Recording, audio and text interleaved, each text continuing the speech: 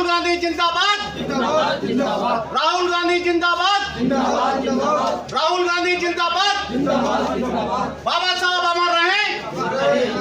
राहुल गांधी जिंदाबाद, जिंदाबाद जिंदाबाद।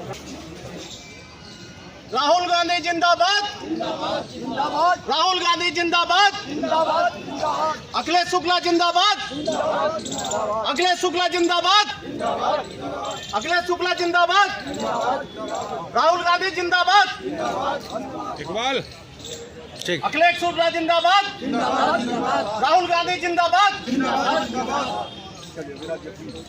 आप सभी तालियों के साथ उनका स्वागत कीजिए। गौतम जी का सभी किसान नेता हैं आगरा से, इनकी पृष्ठभूमि सबको पता है।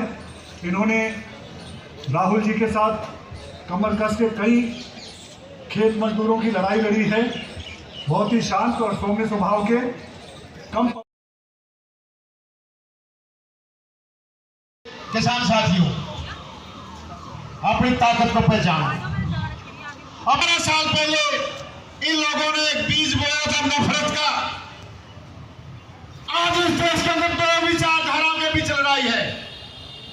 एक विचारधारा कांग्रेस की है जो अमन चैन भाईचारा 36 बिरादरी को साथ लेकर चलना चाहती है। दूसरी विचारधारा बीजेपी आरएसएस की है जो इस देश में नफरत की आग में जिंदाबाद, मल्लिकार्जुन खड़गे जिंदाबाद, प्रियंका गांधी जिंदाबाद, वेणुगोपाल जिंदाबाद, किसान कांग्रेस जिंदाबाद, किसान कांग्रेस।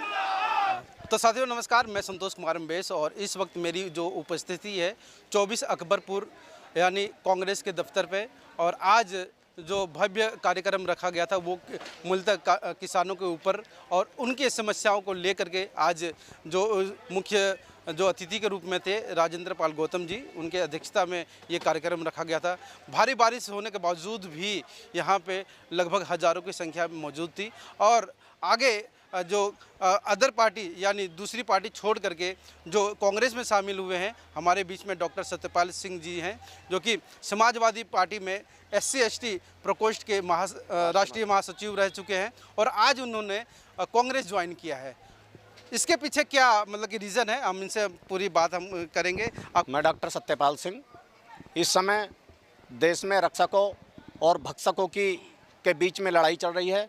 कुछ लोग देश को जो है भक्षक मतलब उसे जो है खा जाना चाहते हैं और उन्होंने अधिकतर देश जो है बर्बाद कर दिया है। लेकिन कुछ लोग देश की जो है रक्षा करना चाहते हैं। उसमें हमारे देश की जो बागडोर संभाल रखी है, इस देश के जो सेनापति हैं वो आदरणीय राहुल गांधी जी हैं। तो मैंने जो है निर्णय लिया है समाजवादी पार्टी छोड़कर अनुसूचित जाति प्रकोष्ठ का राष्ट्रीय महासचिव को लात मारकर मैं आदरणीय राहुल गांधी जी के साथ कार्य करेंगे और उनके हाथों को मजबूत करने का कार्य किया जाएगा ताकि देश बचाया जा सके और इस देश में दलितों, वंचितों, पिछड़ों की आवाज़ को जो है बुलंद किया जा सके।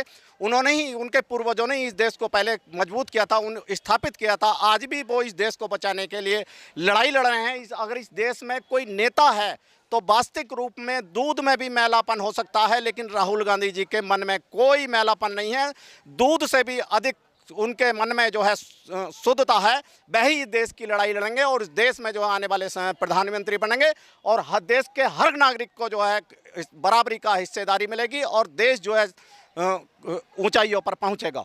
इससे पूर्व जो जिस पार्टी में आप रहे हैं वो भी बाबा साहब का नाम लेते हैं, संविधान का नाम लेते हैं और PDA की बात करते हैं। तो फिर आपको कैसा लगा कि मतलब कि मुझे मतलब उस पार्टी में मतलब कि मेरे अनुसार काम नहीं दिया जाता है? देखिए, समाजवादी पार्टी के प्रमुख आदरणीय अखिलेश यादव जी का मैं सम्मान करता हूं क्योंकि मैं उसी परिवार को छोड़कर आज यहां आया हूं। लेकिन उनकी पार्टी में कुछ राजनीतिक व्यापारी लोग घुस आए हैं। पार्टी जो है बाबा साहब के मूवमेंट पर ज़रा सा भी काम नहीं कर रही है। अगर बाबा साहब के मूवमेंट पर काम कर रहे हैं तो वास्तविक रूप में राहुल गांधी जी कर रहे हैं और इस देश के कांग्रेस के राष्ट्रीय अध्यक्ष आदरणीय खड़गे साहब कर रहे हैं और हमारे उत्तर प्रदेश के प्रभारी आदरणीय राजेंद्र पाल गौतम जी एवं जो एक किसान सम्मेलन ये बहुत सुंदर सजाया है, अखिलेश शुक्ला जी वास्तविक रूप में देश में घूम घूम कर कार्य कर रहे हैं। कहीं ना कहीं देखा जाए तो समाजवादी पार्टी भी मतलब कि जब पिछला जो यूपी का जो चुनाव हुआ था वो कहीं ना कहीं अंग है, मतलब कि कहा जाए तो एक मिल करके मतलब चुनाव लड़े थे। तो मतलब देखिए, आपको अभी भी गठबंधन है। 2024 के लोकसभा चुनाव में हम लोग 17 जनवरी को जो है संविधान बचाओ यात्रा लखनऊ से लेकर गाज़ियाबाद सभी ज़िलों में लेकर आए थे और गाज़ियाबाद में उसका समापन हुआ था।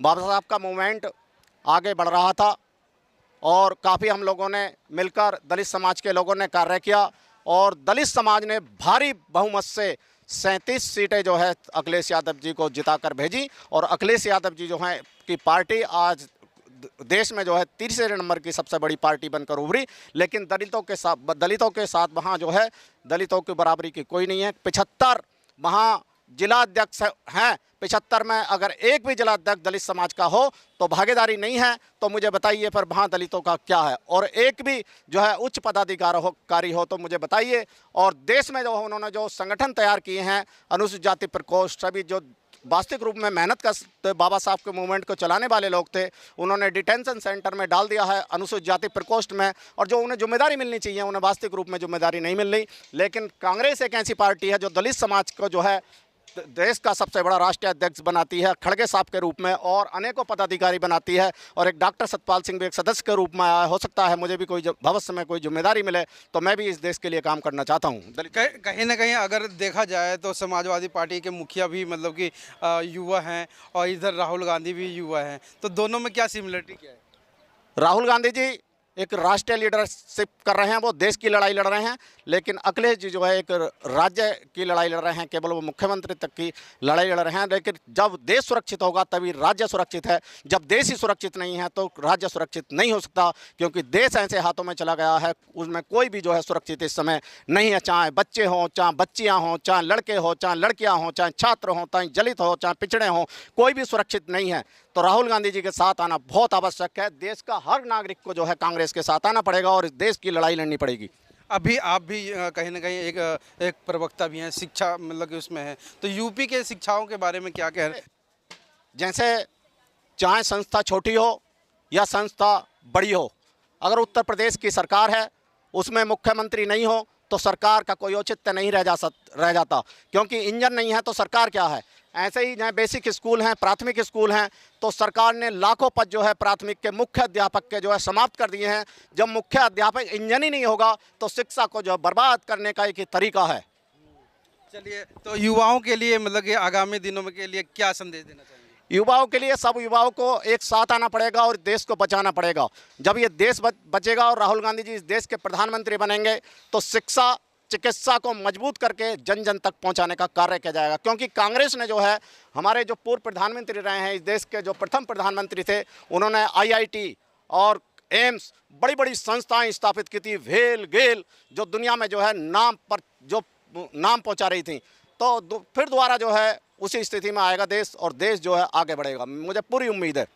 चलिए, बहुत बहुत शुक्रिया। और हमारे साथ में थे जो कि अभी नवनिर्मित जो अभी कांग्रेस में जो अभी इनको पटका पहना करके इनको जिम्मेदारी जो आगे है वो सौंपी जाएगी, जो कि समाजवादी पार्टी, जो कि एक सूबे की बहुत बड़ी पार्टी कही जाने वाली समाजवादी पार्टी, और वो छोड़ करके वो आज इनका जो पुनरुत्थान जो हुआ है कांग्रेस में हुआ है। और कहीं न कहीं राहुल गांधी जी के जो बातों में आकर के जो उनका कार्य है, उनको कार्यशैली को देख करके वो कांग्रेस में ज्वाइन हुए हैं। हमारे साथ में हम इनके साथ में लगभग सैकड़ों लोग जो अभी नीचे है बारिश में हैं, और इधर तितर बितर में सैकड़ों लोग साथ में आए हैं। बिजनौर मूलतः बिजनौर शहर से आते हैं और मुरादाबाद बिजनौर से, और सैकड़ों लोगों ने मतलब कि इनके साथ में कांग्रेस पार्टी ज्वाइन की है।